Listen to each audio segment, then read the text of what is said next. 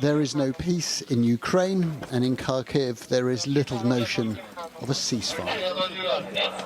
This, the destruction caused by Russia's latest missile strike. Dozens injured and at least one killed. More than 3 years into this war, and it grinds on relentlessly. At least American, European and Ukrainian leaders did meet in Paris, for once gathered in the same place to discuss the future. It's not so long since America was bullish about pushing through a peace deal, now that confidence seems to have ebbed away. This war has no military solution to it. It really doesn't. It's not going to be decided with... Neither side has some strategic capability to end this war quickly.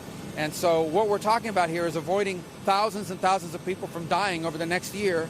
We're trying to avoid that. But we're not going to continue to fly all over the world and do meeting after meeting after meeting if no progress is being made. So if they're serious about peace, either side or both, we want to help. If it's not going to happen, then we're just going to move on.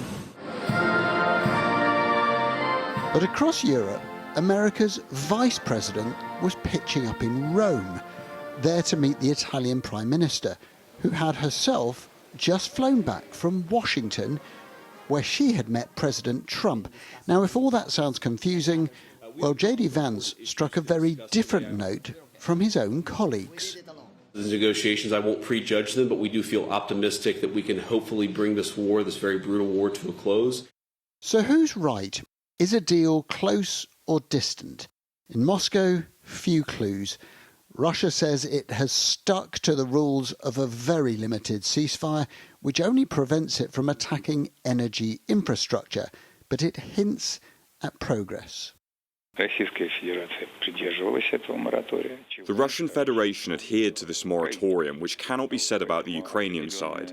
Therefore, certain developments have already been made, but of course there are still many difficult discussions ahead. America and Ukraine have agreed a deal over mineral rights, but in Kharkiv, another smoking ruin tells you that the conflict rumbles on. The fog of war blended with the White House's new values. It is very hard to know if negotiations are prospering or failing, or somehow both. Adam Parsons, Sky News.